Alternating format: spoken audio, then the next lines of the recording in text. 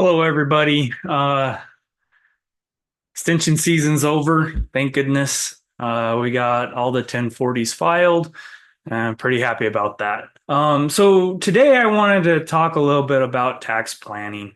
I've had a few questions about this from several clients, and sometimes the answers aren't necessarily what we like. So, excuse me, the typical tax plan. Uh, and I think I've talked about the book before. It's called Tax Free Wealth. It's by Tom Wheelwright. He's part of the Rich Dad Poor Dad group, and he wrote this book as part of the Rich Dad series. And I highly recommend it. I think it's a great book. It does have quite a bit of tax jargon and accountanese in it. Um, However, it's a great read for anybody running their own business or just looking for ways to lower taxes. And the general overview is basically you start a business. We treat the business as an S corporation to minimize your Medicare and Social Security taxes. Then we redefine what are business expenses to more of a definition of like what corporations actually look at. Uh, the typical small business owner can kind of consider these aggressive, whereas really they're not necessarily aggressive according to tax code when you change the definition of the type of expenses. And a lot of these expenses are things that you're already spending money on. We're just changing them from personal expenses to business expenses to lower your taxes. So basically, the traditional wage earner W-2 employee pays for stuff like their utilities and rent or mortgage payment, property taxes, insurance, stuff like that. Car payment, all with after tax dollars because they got their W-2 wages, they pay taxes on that, and then whatever's left over is what they use to cover their living expenses. However, as a business owner, we claim that you have an office at home. So, a portion of your utilities, rent, all that stuff, your vehicle is all paid for by the business. So they're considered business expenses. And then you have a taxable profit, net income, bottom line, whatever you want to call it, has a lot of different names, all synonyms, is what's calculated after all your ordinary and necessary business expenses and then you pay tax on that. So when you're first starting out, a lot of times you can end up with a net loss merely because we're redefining what are business expenses. So what's ordinary and necessary. A corporation has to have an office to work from. A corporation needs a vehicle. A corporation has to have internet, stuff like that. And then there's a bunch of other things as well that a corporation would pay for that are typical, ordinary, necessary business expenses. Well, as you grow, hopefully, this is what we all hope for, is that you start making enough money that now you have a profit. You're actually able to take some dividends or distributions from your corporation. Basically, you move the profit out of the corporation to yourself. And then you're going to start owing taxes because you now have a taxable profit. I do want to say cash flow does not equal taxes, or vice versa. Taxes are calculated on tax law, which is really just paper numbers, stuff that shows up in your QuickBooks or Wave or Zero account, and not necessarily actual cash flow. For example, let's say you go out and you buy a vehicle for your business and you take and let's say you pay cash for it. That's a great example. So the typical tax law says that vehicle is going to benefit you for more than 5 years. So you're going to take the value of that vehicle over 5 years as an expense. So if you buy just for easy math, a $50,000 vehicle, you're going to get $10,000 of expense every year for 5 years, approximate. Tax always makes the formulas way more complicated than that, but that's back of the napkin, easy math. But at the same time, you're out $50,000 cash. So that is a great example of you're not getting the tax benefit of that full $50,000 in the first year. You're only getting $10,000 benefit each year for the next 5 years, even though you're out $50,000 cash. So that's something you have to consider as well. So you're not going to owe taxes on actual cash flow. Excuse me. The other thing is so then you start growing and you do owe some taxes, and you may or may not have the cash to actually pay those taxes because of that issue. So then when we start getting into the questions, well, what can we do to save on taxes in those types of circumstances? As you outgrow your expenses, now you're starting to get up into higher tax brackets and things like that. So there's a whole lot of schemes out there, and I do call them schemes, to try to save on taxes. A lot of times they don't actually benefit you. Some great examples of those, and I've talked about these in other videos, are tax deferment methods, things like a 401k or an IRA or stuff like that. And I've done a video where I actually do all the math on it and prove that as a small business owner, it actually hurts you, and it hurts you a lot in the long run to do tax deferment methods. There are other things that have come about. There's this thing called syndicated conservation easements. Those are what we now call a listed transaction. There's another thing that has to do with life insurance, whereas basically life insurance premiums are not tax deductible because life insurance proceeds are not taxable income. So there's these syndicated schemes now with life insurance. I imagine those will become what's called listed transactions in the next year or so as the IRS starts to get more details about these things. And that's typically what I find is there will be a 1 or 2 years of a great scheme that does save you a lot in taxes the first year or two. And then you carry a huge risk of getting audited because the IRS calls it an abuse of the law. Basically, Congress passes a law, somebody finds a loophole, they abuse that loophole, and they basically are not using the law in the way Congress intended.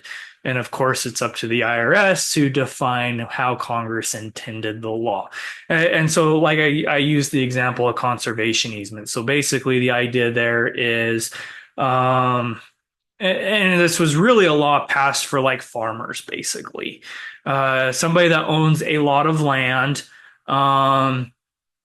they're not working the land anymore. They're not going to build on the land. They're not going to do anything with the land. So they can put it into what's called a conservation easement. Basically, an easement is a legal thing you put on property to prevent anything else from happening in the future. So, for example, a lot of times roads have easement or cities have easements on your property for utilities, roads. Sometimes those easements go into your grass and you don't even realize it. And then next thing you know, they come in and they're extending the road and you just lost 10 feet of your yard. Though that's an easement. Sometimes there's easements to share, like in a private subdivision, the road will be an easement through all of the property. And then you have an HOA to help maintain that road. So what happens is in a conservation easement is basically you come in and you say there are various things in this area that constitute a reason why it should be used for conservation concerns. For example, endangered animals or plants. It's a habitat for those types of animals, stuff like that. And so you come in and you do this conservation study and you say, okay, this property is a great spot to provide habitat or whatever the reason is why you should have conservation on this. And so then basically you put this easement on your property that says this property will forever, as long as the U.S. government is still the U.S. government and we're the United States of America, that this property can never be built on and it will never be developed or anything. And so you've lost all future economic value of that property forever. And then the property is always going to be used for conservation means. You still own the property itself, or you can contribute it to an actual 501c3 nonprofit to manage the property. Typically, the easement itself does get put into some sort of nonprofit that will or has the right to come in and make sure you're not violating that easement. Now, when you do that, the idea is that basically you say, okay, because I am donating all future value of this property to this nonprofit, this conservation easement, I get a tax write-off for the value of that future economic loss. So then there's a lot of schemes that have been built up around that, claiming they come in and do studies saying, okay, this is why it meets conservation easement under a law. And then they do these trumped up um, studies of what the future economic value is. And so then they go out and they syndicate these things. People come in and buy them. And basically, you have a $10,000 investment, you get a $300,000, that might be a little exaggerated, like a $100,000 charitable contribution without your tax brackets actually could result in a $30,000 tax savings. So your $10,000 investment actually nets you a $30,000 return on investment. So that's what happened about 10 to 5 years ago. I think it was a really big thing.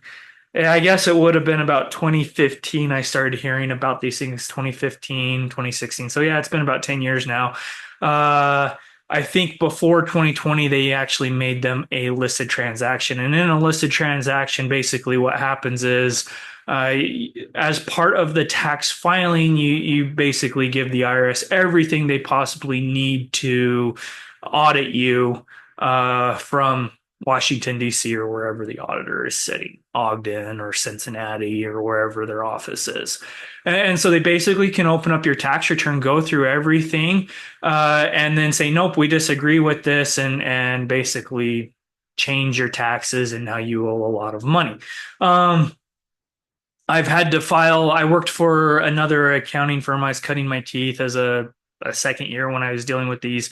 The reports we had to use as basically what they're called a PDF attachment to your electronically filed tax return, 300 pages plus. We had to really minimize these things, make them small files to be able to attach them because they were so complex. And, these businesses, they would say they had attorneys and defense and money set aside for audit and defense and stuff. But yeah, basically, you gave the IRS everything they needed to audit you. And that's kind of where I see a lot of these schemes go.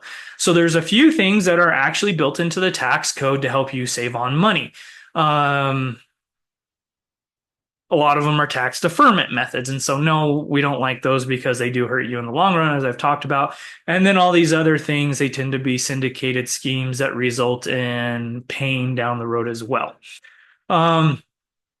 So really what we do to save on taxes is we educate, we plan, and we understand what our actual business expenses. And then once we start getting to where we're owing a lot of taxes after we're doing that, honestly, you only have a couple of decisions at that point. The biggest one that if you really want to save on taxes is to get into real estate investment. Now, there are issues with that too. There's a lot of work involved in real estate investment. If you're going to rent out property, do you hire a property management company? Well, that's going to have issues because now you're talking about passive versus active. And you have to then be the one that collects the rent. You're going to have repairs.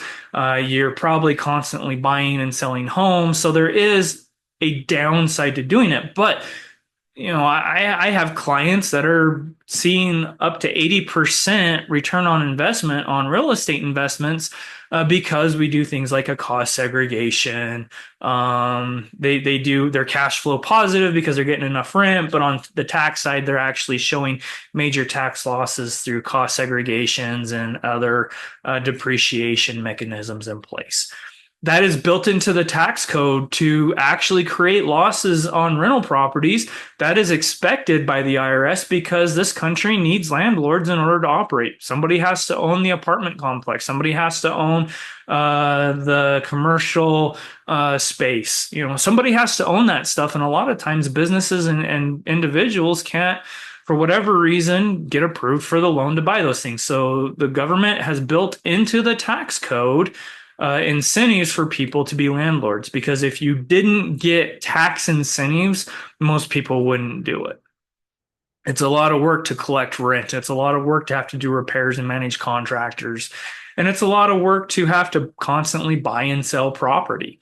Um, so especially if you're running a full-time business, so there is a short side or a downside to it, but at the same time, there is some very significant tax savings. You build equity, you save on taxes, you're getting cash flow.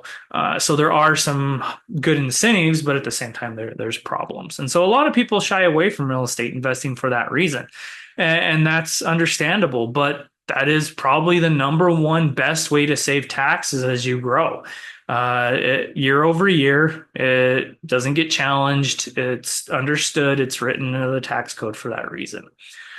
After that, honestly, the best things that I can say for taxes is to understand that you're going to pay taxes. And that's not a very fun thing to say, but I'm in that same boat. I'm in that same category. I have some rental properties. I'm taking my aggressive depreciation. My firm is still making a profit and I'm paying taxes. And frankly, depending on the economy, sometimes I have the cash to pay those taxes and sometimes I don't. And but you just have to accept that you're going to pay taxes. And I know that's an unfavorable thing to say, but let's put it into a real world perspective. So let's say you're making a large profit, and let's say you're in the 40%, it's actually 37% is the highest tax bracket. We're going to round up to 40 for easy math, and we're going to call, throw in some state taxes and stuff. But easy round number, 40% taxes. That's the highest bracket. And then let's say you're like, okay, how am I going to save on taxes? Let's go out and buy $100,000 truck.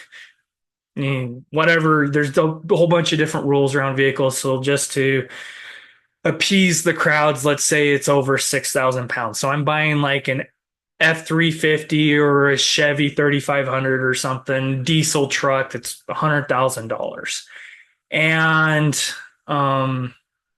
I take this truck and I'm going to write it off for taxes. Well, if I use aggressive depreciation, Section 179, if I'm capable of it, or bonus depreciation or whatever, and I can take it all the first year that I buy it, great. I'm only going to save $40,000 in taxes, and I'm still going to be out the other $60,000 it costs to buy the pickup. Now, I do have a pickup in the process, okay? But I'm still out $60,000. So my pockets are now empty, $60,000 versus I would have just paid $40,000 in taxes. So I'm actually out more than I would have been. So I have less cash in my pocket. So you have to take that into mind. So the worst tax planning strategy that I've ever heard of is to go spend money just to save on taxes, which is buying a truck. Now, if I have another need for that truck, if I want it for intrinsic value, I like driving a truck, I want it for that reason, or whatever the case may be. Let's say it's a Porsche or a Ferrari or a Corvette or whatever, right? You buy an expensive vehicle, you're going to get tax savings as a bonus. It should not be the only reason why you buy something. And then we can take that to the next level. We can shuffle expenses. These are all tax deferment methods. We can pay January's bills in December, but now you're out expenses in January the next year because you've shuffled expenses, or you can shuffle revenue. And, those things are all just schemes. And it's the same thing with spending money to try to save on taxes. Yes, if you have if you're like, hey, I need to buy X amount or whatever for my business, great, go ahead and buy it. Don't try to come up with a reason why you need to kick it down the road, or if it's going to economically benefit you or your business, go ahead and buy it, and then we get tax savings as a bonus. But if you're literally spending money to just try to save on taxes, you're going to go bankrupt because you're never going to get 100% tax savings on whatever you're buying. Then that's really what it comes down to is, okay, well, I know I'm going to pay taxes. So, now what can I do? Well, you know you're going to be paying taxes, so instead of prepaying the government, put it in an investment account and make a gain, a capital gain, dividends and interest on your taxes. Now we're talking about time value of money at this point, so and I've done other videos on that too, but that's really what it comes down to is it, 30,000 foot overview is we become an S corporation to save on Medicare and Social Security tax or self-employment tax, same thing. Then we redefine what our business expenses to use more of a general corporation view to get aggressive on business expenses, and then that lowers our taxes. After that, we start investing in the market, in bonds, whatever it is you want to invest in to build capital gains and dividends on what you are going to be using to pay your taxes in the future.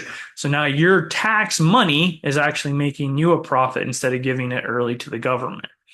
And then the last thing we do is we get into real estate investments. So that's kind of the biggest tax saving strategy out there is the real estate investments, but there's homework involved. So those are kind of the main points for tax savings, tax planning strategies. It's really doesn't matter what business industry you're in. It doesn't matter what niche you're in. Those are kind of the same basic principles all around. Some of those principles argue and go against what a financial planner is going to tell you. And that's one of the reasons why CPAs and financial planners kind of butt heads. It's because, my job is to help you lower your taxes while another person's job is to help you plan for the future and save for retirement and how to get the best gain on your investments, and so those don't always mix, because some of those things are going to result in taxes. And so you just have to understand that. And I again, I hate saying it. I wish we didn't have to pay taxes, but there is no get rich quick scheme in tax savings. It's a bunch of different stuff. Okay, hopefully this video helps you in your tax planning. And until next time, have a good week.